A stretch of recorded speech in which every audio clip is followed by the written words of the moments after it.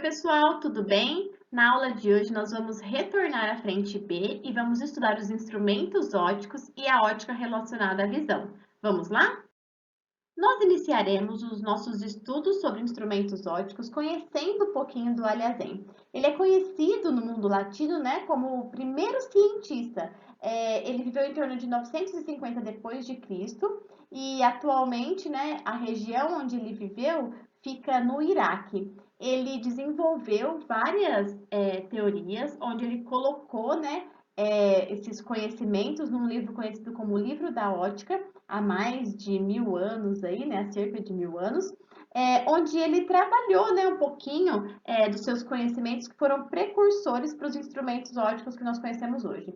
Ele trabalhou com a ideia do que hoje nós conhecemos como câmara escura e funcionava como uma espécie de quarto escuro. Neste quarto havia um orifício por onde a luz passava e em uma das paredes era projetada, então, uma imagem assim como a nossa câmara escura de orifício. Pensando nessas imagens, né, exteriores que ele conseguia observar dentro do quarto, né, a imagem era sempre formada de maneira invertida em relação ao objeto, porque era uma imagem real sendo formada ali naquele anteparo. Hoje nós utilizamos vários instrumentos ópticos no nosso dia a dia, nós vamos conhecer vários desses instrumentos, vamos discutir como é que eles funcionam em relação à posição das lentes, em relação à formação de imagens, mas fica aqui essa curiosidade, né? Pensa aí que esses instrumentos surgiram há tanto tempo aí, né, no conhecimento, a partir desse conhecimento histórico do desenvolvimento da ciência. Nós vamos começar falando um pouquinho, né, desses instrumentos ópticos que no nosso dia a dia ele vai pensar, né, em associar lentes ou organizar aí diferentes posições para as lentes para que a gente consiga ajustar, né, possíveis distorções ou mesmo efeitos indesejáveis, né, que nós temos aí no nosso dia a dia por conta desses efeitos ópticos. Uma das primeiras correções que nós vamos ver é conhecida como aberração cromática. Nós temos aí a justa posição de lentes para que os desvios que são sofridos pelas diferentes cores, né, que compõem a luz branca, não aconteçam, não interfiram no nosso tipo de observação. Quando a gente associa, né, duas lentes, a gente tem aí a lente 1 e a lente 2, a vergência da lente equivalente, ela vai ser calculada aí como a somatória das divergências, né, de cada uma das lentes. Essa expressãozinha é conhecida como teorema da vergência, onde a vergência para essa lente conhecida como acromática, ou seja, a lente que corrige as aberrações cromáticas referidas ao desvio de diferentes cores, né, relacionadas à composição da luz branca, esse teorema da vergência, né, é dado por essa expressão. Então, a vergência da nossa lente equivalente vai ser a somatória das vergências aí de cada uma das lentes utilizadas na justaposição. A associação de lentes também pode ser utilizada de maneira separada, onde eu uso duas lentes, né, para aproximar ou ampliar mais os objetos em relação ao que eu conseguiria apenas com uma lente, né? Então, quando a gente tem aí uma equivalente, né, uma associação que vai nos fornecer uma imagem equivalente, a gente faz uso aí da distância que nós temos entre as lentes para atingir, né, o objetivo que a gente gostaria em relação ao tipo de imagem produzida. Se a gente vai querer uma imagem mais ampliada ou mais próxima. Quando a gente vai pensar nessa associação de lentes separadas, né, a gente consegue pensar aí na vergência dessa associação a partir de um teorema chamado teorema da regência. Nesse teorema, a vergência que nós teremos aí para essa associação vai ser igual à vergência da lente 1 mais a lente 2, menos o produto entre elas, vezes a distância que nós colocamos uma lente da outra. Nós podemos ter aí, né, diferentes instrumentos que fazem usos dessas associações de lentes e de acordo com o objetivo de cada instrumento, nós vamos observar agora, né, como é que a gente vai trabalhar com duas lentes aí associadas. Lembrando sempre que o objetivo da gente associar uma lente é obter um efeito que não seria possível se nós tivéssemos uma lente só, né? Um efeito visual que não seria possível se a gente tivesse uma lente só. Os instrumentos óticos são diferenciados em duas categorias: instrumentos de projeção e instrumentos de observação. Quando a gente fala de um instrumento de projeção, ele tem aí, né, a formação de uma imagem real, projeção de uma imagem real no anteparo. Quando nós temos instrumentos de observação, nós estamos tendo instrumentos ali, né, onde tem formação de imagem virtual. O primeiro instrumento que nós vamos estudar é a câmera fotográfica. A câmera fotográfica é um instrumento óptico que tem uma associação entre uma lente e um filme, né, ou um sensor digital sensível à luz aí, e funciona semelhante a uma câmera escura, né? Pela lente, né, pelo orifício ali da lente, entra a luz e há a formação de imagem lá no nosso filme. Quando a gente observa essa lente é conhecida como uma lente objetiva. Essa lente tem comportamento convergente, né, para a imagem se formar lá no filme. E a gente vai ter aí, né, essa projeção da imagem no filme sendo então uma imagem real. Essa imagem é invertida, né, e ela é menor do que o nosso objeto. Quando nós estamos ajustando, né, a posição da nossa lente, nós podemos mudar a posição que essa lente ocupa aí, né, e a gente vai ajustando em relação ao objeto que nós queremos fotografar. E essa a distância que esse objeto se encontra da lente, né, a nossa distância focal em relação a essa lente. Algumas câmeras fotográficas possuem o que nós chamamos de diafragma, que é o ajuste da lente em relação à quantidade de luz que entra, né? Então, nós temos ali o que a gente chama de obturador, que é um dispositivo que é ativado com esse movimento do diafragma, e nesse movimento de abertura, o tamanho da abertura determina a quantidade de luz que entra na câmera. E aí a gente vai ter uma influência dessa quantidade de luz no brilho da fotografia, na qualidade da fotografia e mesmo na sua nitidez. Em objetos mais distantes, nós podemos utilizar o que nós chamamos de zoom. Essa distância em que nós temos da lente até o filme, ela pode ser modificada e é isso que a gente vai modificando quando a gente usa o zoom. A gente chama essa associação de lentes, né, para o fim de zoom como teleobjetiva e a gente vai obter imagens, né, que estão de objetos muito distantes com mais nitidez quando a gente tem um esquema aí de lentes conhecidas como teleobjetivas. Lentes que se associam à lente objetiva, dando esse suporte aí ao captar uma imagem de um objeto que está muito distante, num movimento de zoom, né, entre essas lentes e o filme. Nós também temos as câmeras digitais, né, que não tem um filme ali, mas ele tem uma membrana que é fotossensível, localizada nessa câmera, e na câmera fotográfica, essa parte, né, fotossensível, vai armazenando aí, né, as informações captadas, então, pela lente. Esse sensor digital, que substitui o filme, ele também trabalha aí, né, com fotodetectores em regiões que são chamadas de pixels. Sabe quando a gente fala, ah, e tal imagem tem tantos megapixels? Esse pixel aí, né, eles são a menor região que a gente consegue registrar a luz e quanto maior a quantidade de pixels de uma imagem, maior a qualidade dessa imagem, melhor a sua resolução. Então, nós temos aí, né, as duas formas de registrar uma imagem captada por uma câmera fotográfica num filme ou nas câmeras digitais, né, por um sistema aí de fio, nas câmeras digitais por um sistema de fotodetectores que vão delimitar aí a quantidade de pixels da imagem. Um projetor de slides também é um instrumento de projeção. Ele funciona da seguinte forma: nós temos dentro dele, né, uma fonte de luz que ilumina o nosso objeto, que aqui no caso são os slides que nós vamos projetar, né, ou a imagem que será projetada.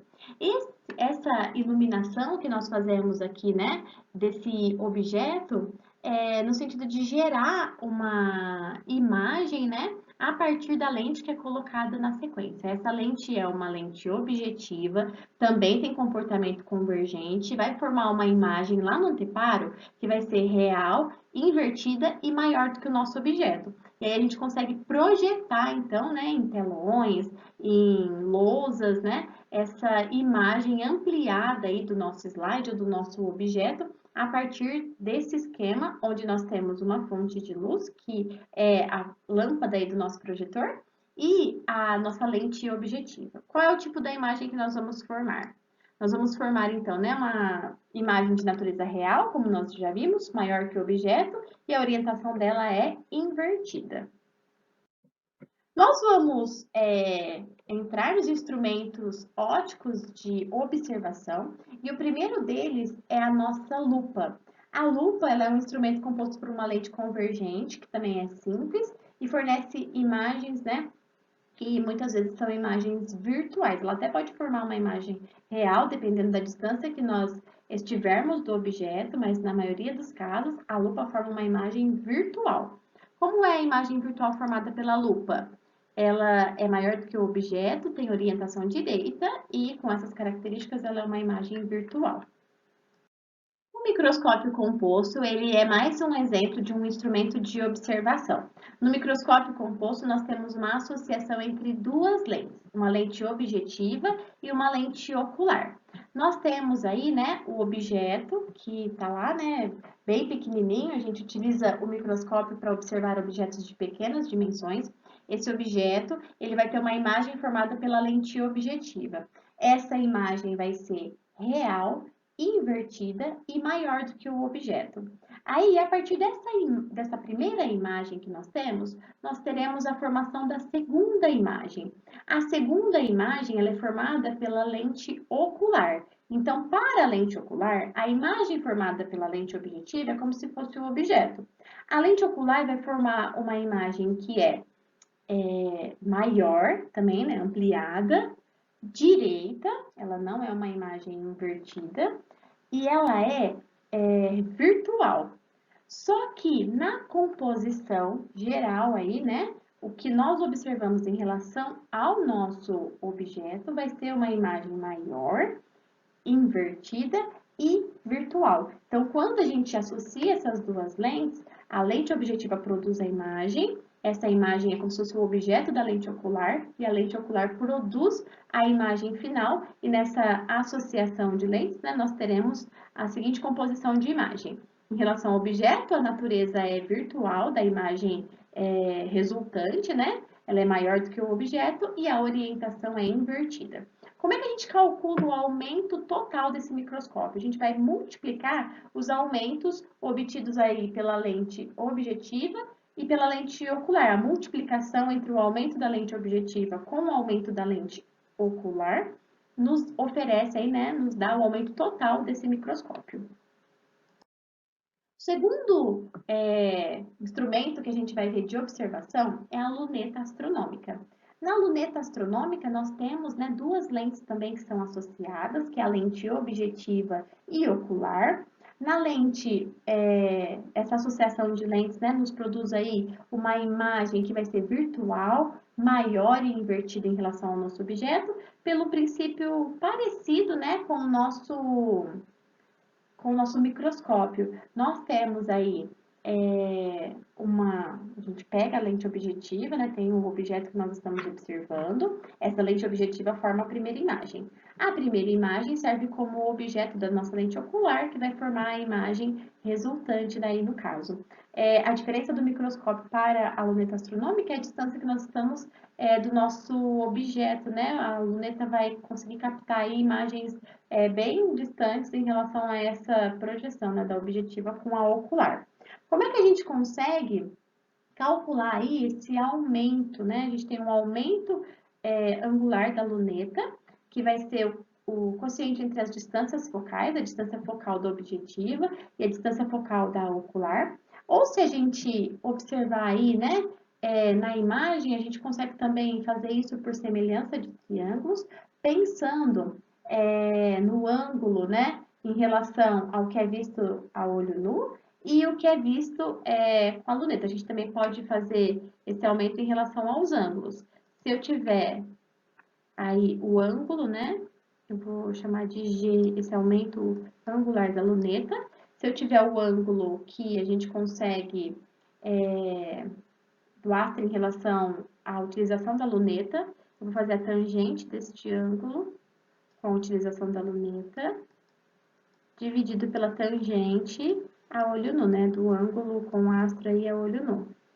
Então, também é uma forma da gente calcular esse aumento aí linear se a gente não tiver aí as distâncias focais. As características da imagem que nós formamos, né? Elas são imagens virtuais, maior que o objeto e invertida. E aí, tendo visto os instrumentos ópticos, a gente vai falar um pouquinho sobre a ótica da visão. A ótica relacionada ao, né, como nós enxergamos, como funciona o nosso globo ocular e alguns problemas relacionados à visão e à correção visual. Então, o primeiro passo que nós vamos dar é observar um olho, né, e ver as partes principais do olho. Então, nós temos aqui a estrutura do globo ocular. Nós vamos, né, a partir deste olho que está aqui representado, né, observar as principais partes. Então, o olho humano, ele tem uma forma aproximada aí, né, esférica. Ele tem um diâmetro próximo de 24 milímetros para os adultos, né, para as pessoas adultas.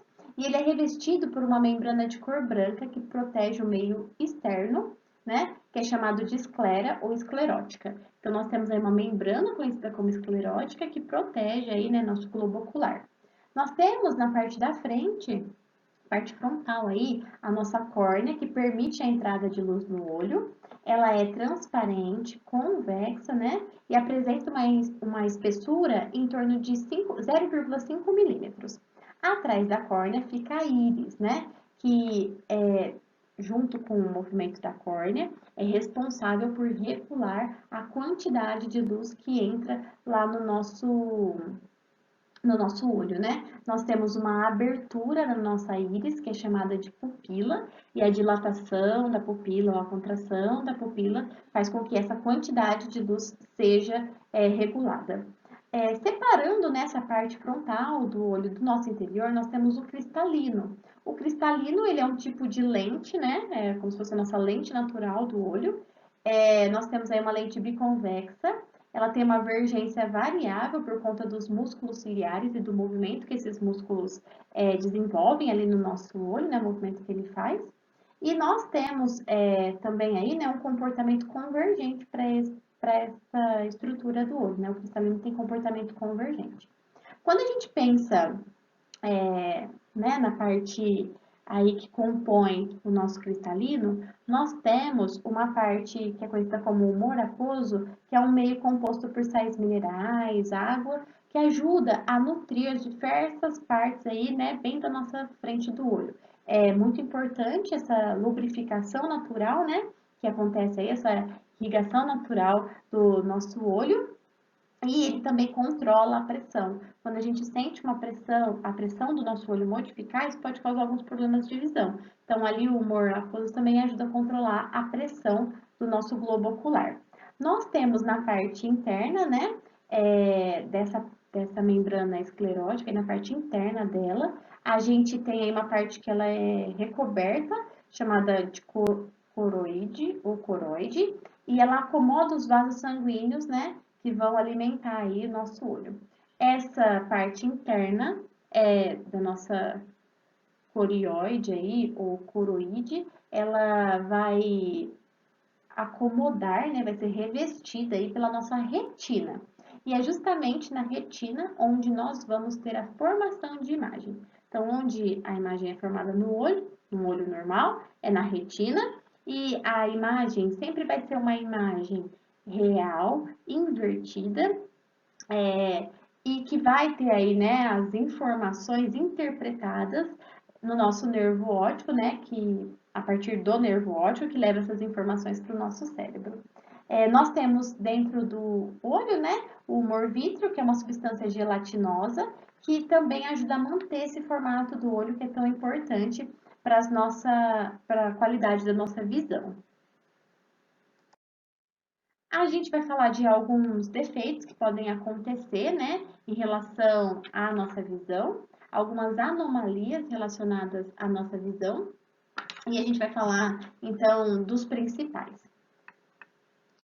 Primeiro, né, um olho normal, a gente consegue ver as imagens com nitidez, independente aí, né, claro que a gente tem um limite de distância de observação, mas a gente consegue perceber as imagens com nitidez. A imagem se forma na retina e a gente vai conseguir perceber, né, como as correções de visão acontecem de acordo com essa posição de onde a imagem é formada no olho.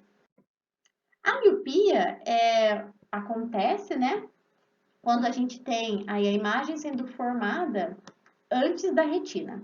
Com essa imagem sendo formada antes da retina, no interior do globo ocular, a gente tem aí uma dificuldade de enxergar de longe, né? Então, a correção que a gente precisa fazer para essa visão, que é míope, né? Vai ser tentar jogar a formação dessa imagem lá para a retina, mais para trás. Então, a gente vai usar uma lente que é conhecida como lente divergente. Diverge os raios de luz, o cristalino converge de novo, e aí nessa divergência e convergência, eu consigo jogar a imagem lá para a retina novamente.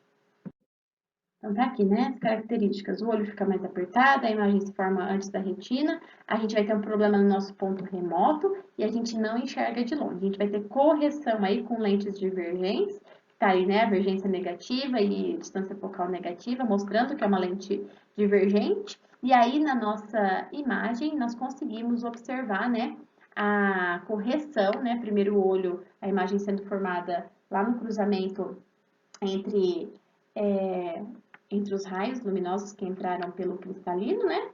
E depois que passaram pelo cristalino, se convergendo ali, e depois, com a correção da lente divergente, nós temos essa formação lá na retina.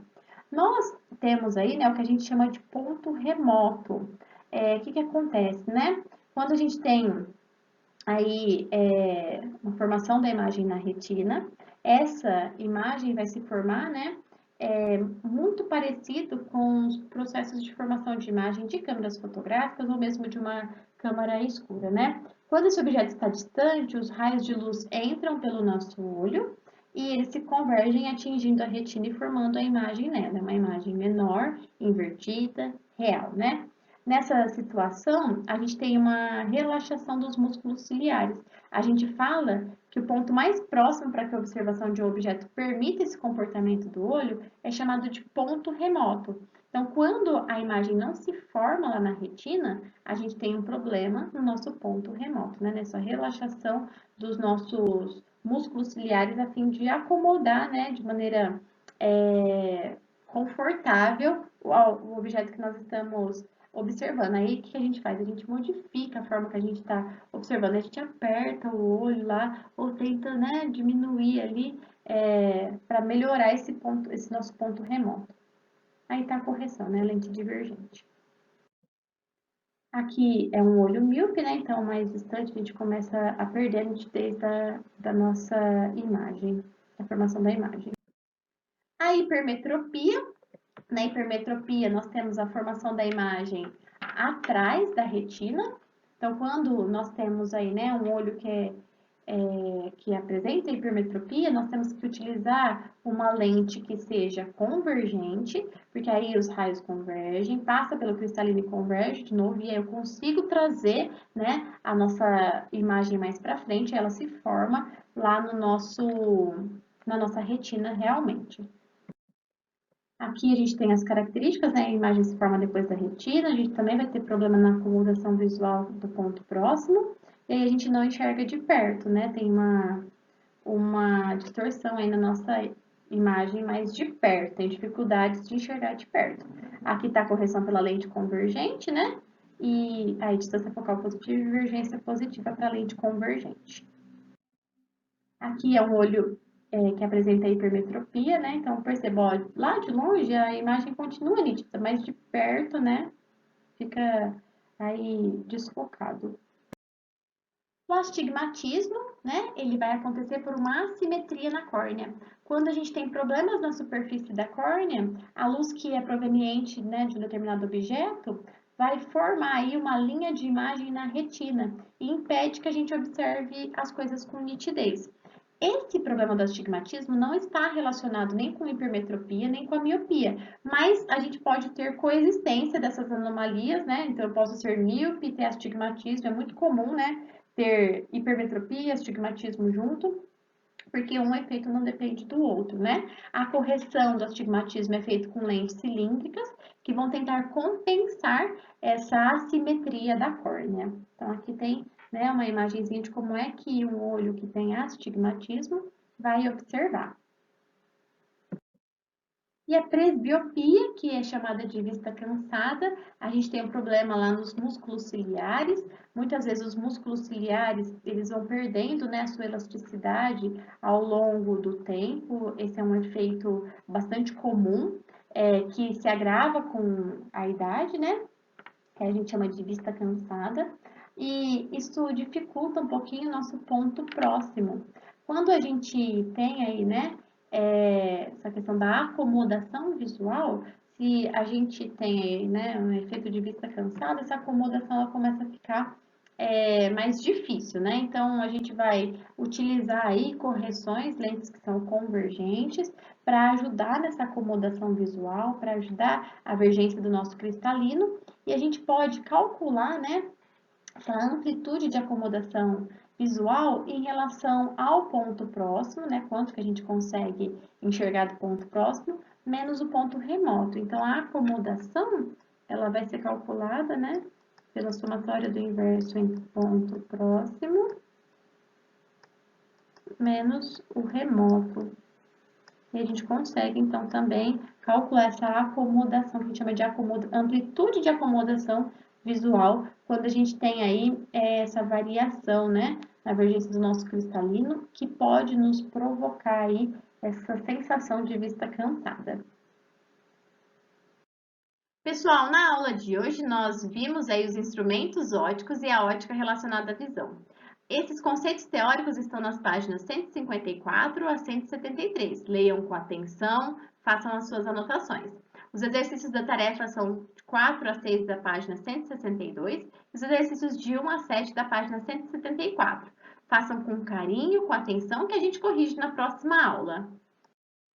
Um beijo, até a próxima, bons estudos, e aqui eu vou deixar, né, um fato verídico sobre as pessoas míopes, né, por que os míopes não podem ir ao zoológico? Porque eles usam lentes divergente e não de verbijo. Cheio de animação e humor, né, eu deixo um beijo carinhoso para vocês. Até!